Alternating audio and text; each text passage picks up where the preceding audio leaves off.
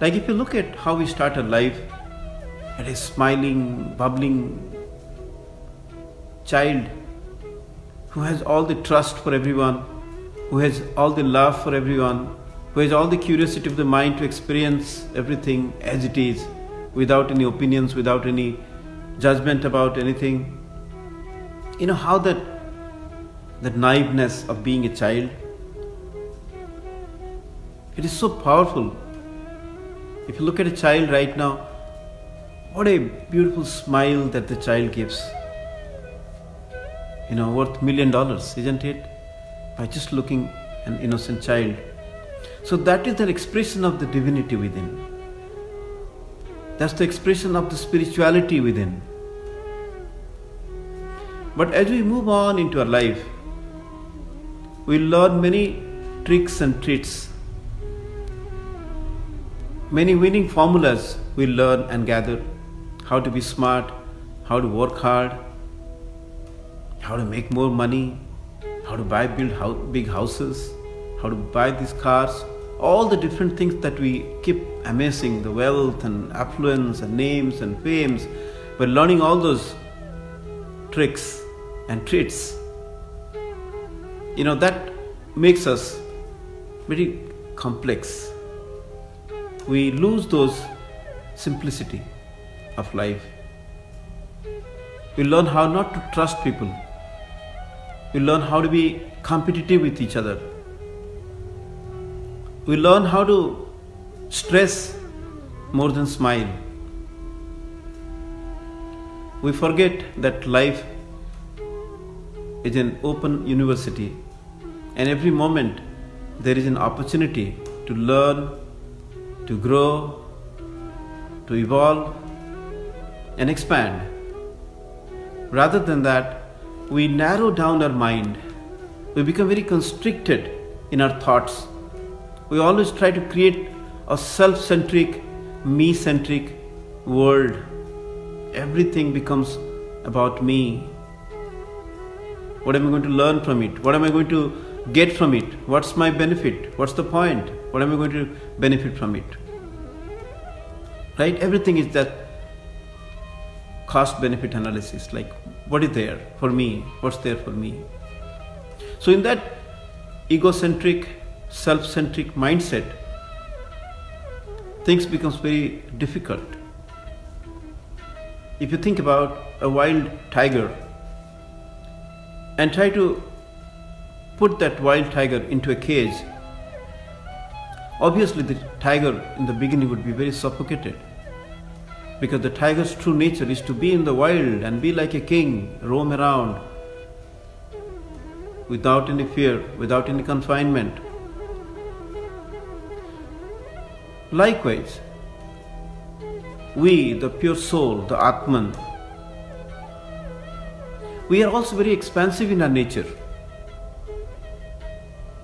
But when we try to confine that infinite soul into this bag of body, bones, flesh and blood, naturally becomes very suffocated. So from that childlike expansive consciousness, when we narrow down to a mean-mindedness and petite self, obviously the soul stresses out. It brings a lot of suffocation, a lot of tightness, a lot of rigidity, a lot of inflexibility, and we stop growing. We stop evolving. In many cases, many of us start going south in a devolution path, and that adds more stress, more worries, more anxieties, more fear, more suffering, more pain, isn't it? As Buddha said rightly, life and time, both are wonderful teachers. Life teaches the value of time, and the time teaches the value of life. So at every different stages of our life, there is something to learn. There is something we must learn if you have an open mind. The entire life is like a vacation, like a university, like whatever you say. Just like in the first few years of our life, we enjoy life the most by experimenting with different things, with touch, with feel, with sound, by breaking things. We want to understand life, we want to feel life. But after that, we become more quote unquote civilized. We try to confine ourselves with our do's and don'ts and forget about the freedom that we have as human beings in this life. We try to make our own cage. We try to imprison ourselves. We try to shackle ourselves with our mind about pains and sufferings.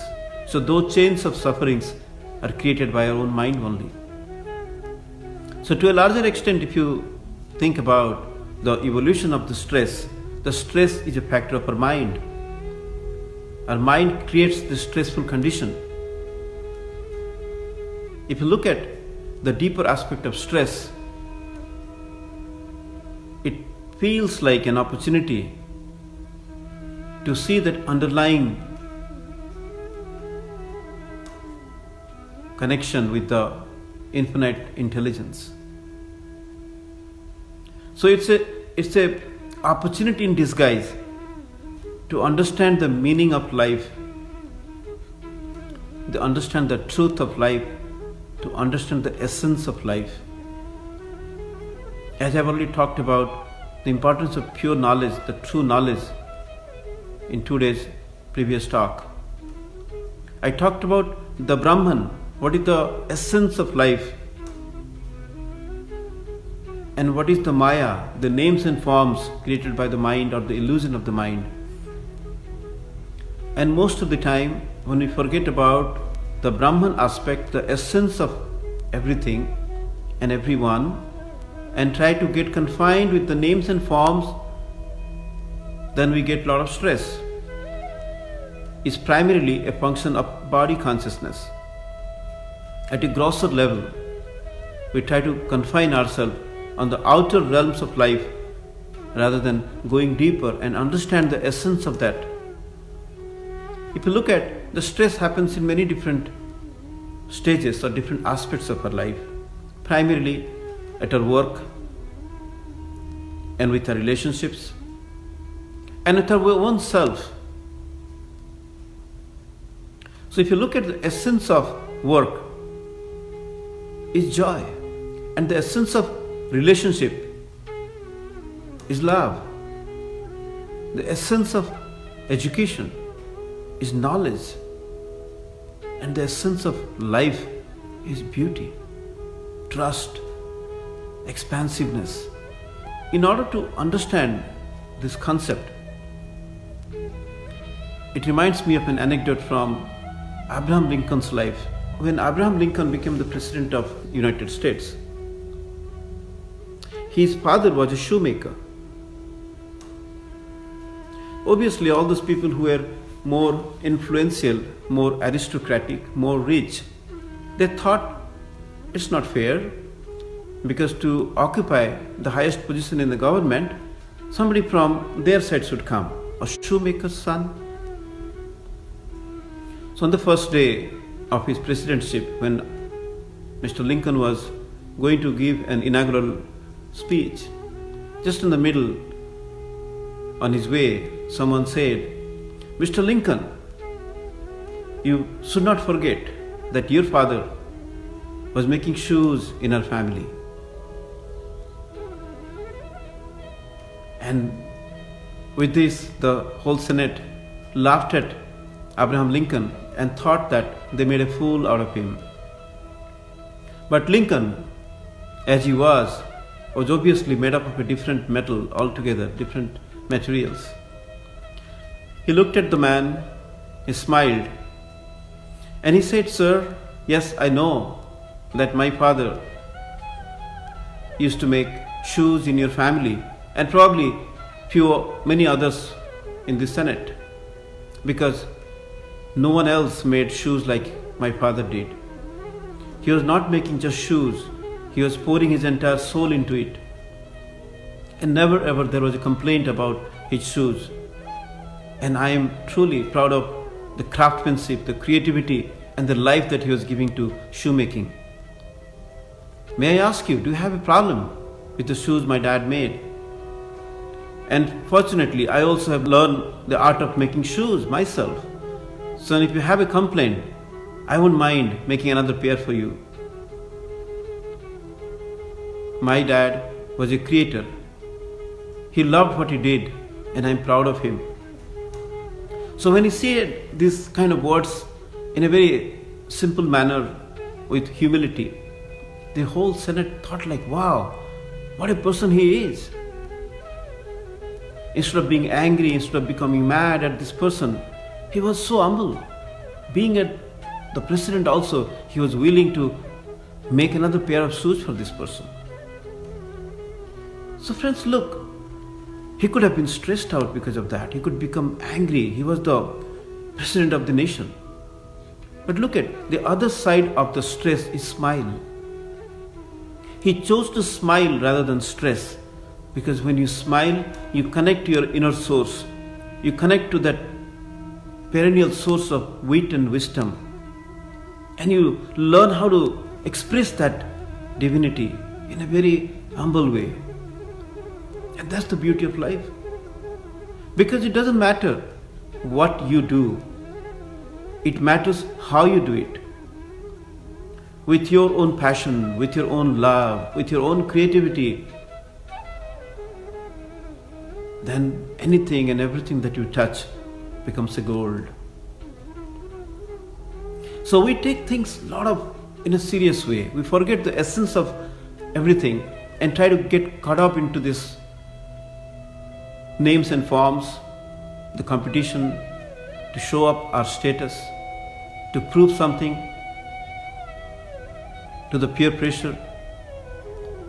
We actually get lost in this illusion of life and forget about that expansive consciousness, that pure love and simplicity that we are and we have. It reminds me of a silly joke. It so happened that one person was there and he had a lot of complaints about his life.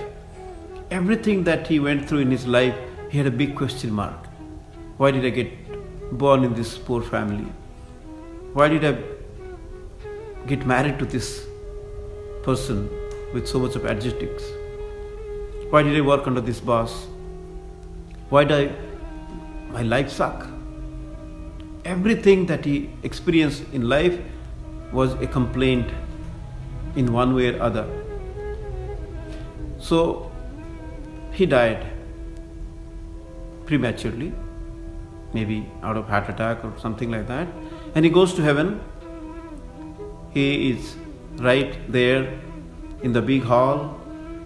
The God is sitting on his throne doing his work, and he goes to the corner of the hall and wanted to ask everything, why it was so unfair to his life. Everything, millions of questions he had in his mind. So before he started saying one by one, he thought that, hey, God knows everything. And why do I have to remind him of every misery that I went through? And rather he chose to ask a big question in a thundering voice, why? And it caught God's attention. The God came quietly, patted his back, and said very nicely, son, I made this entire world for your entertainment, but I think you took it too seriously. Right? So we don't have to take everything seriously. We have to have that childlikeness. We have to have that simplicity. We have to learn how to smile. And look at this current situation. The coronavirus pandemic is holding us back to our own houses, to our own shelters, to our own confinements. Even though we did not want to confine ourselves, just like a tiger in the cage, we are tied up.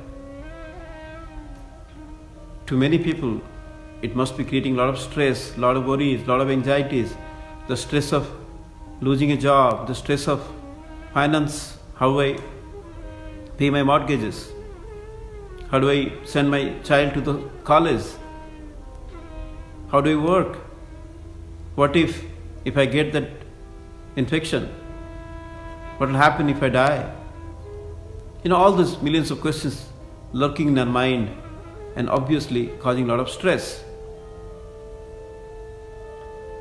But the true nature of us being that divine self, having that bigger trust in the nature who made us from one tiny cell to 70 trillions of cells, we must believe in that trust. We must believe in that there is a greater lesson to learn even at this moment as life is offering all these situations. We must learn to be a part of the entire universe, not apart from it. To learn how to live life in a responsible way by understanding the bigger purpose of our life, to grow, to evolve and expand our consciousness from time and again, and coming out of those clutches of narrowness, selfishness and the me-centric world. I think it's a great lesson for all human beings collectively to learn this lesson and grow into a different dimension where we understand the true nature of our life, where we appreciate the beauty of the flowers, the smiles of the children, and the opportunities as every stressful situation offer to get connected to the divine self, to expand and grow rather than suffocate and suffer. So that is the true essence of yoga. That is the true essence of meditation. To delve into our true nature, to take a holy dip into that pure consciousness. And that would make our life more meaningful. There will be pain, no doubt, but there will be no suffering. We will choose to smile and learn the lesson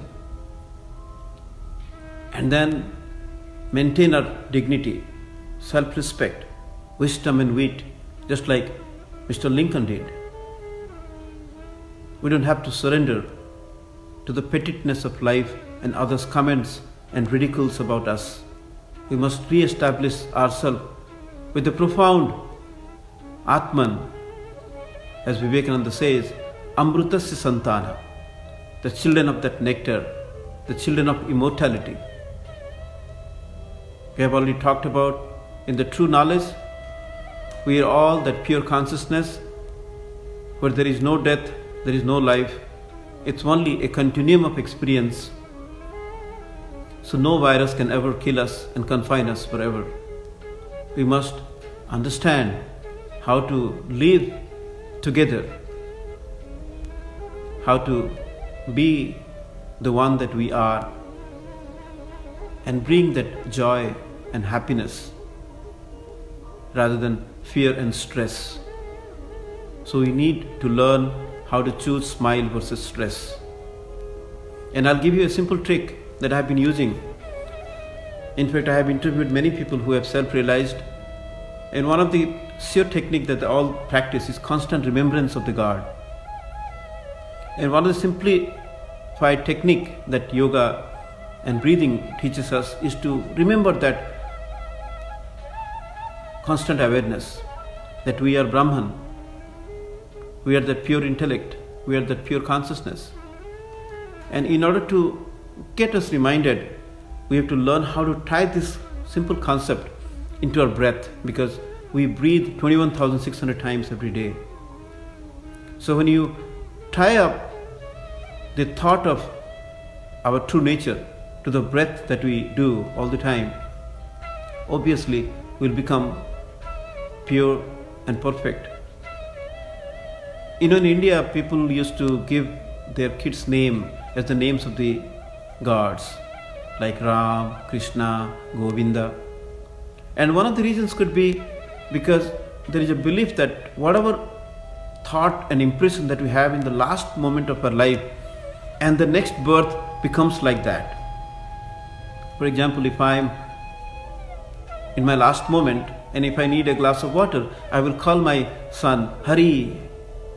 And that moment, when I leave this body, obviously I'll go to Vaikuntha. I'll go to the abode of happiness and joy forever. So likewise, we have to practice this simple technique of Hari Om. So every time you breathe out, you chant Hari in your mind, and every time you breathe in, you chant Om in your mind. Because Hari stands for Harle. Take out all my pangs, take out all my sufferings, take out all my stress and worries. And Om means give me that pure knowledge, give me that love, give me that joy of life, give me that smile that I have lost. Right? Hari as you exhale and Om as you inhale.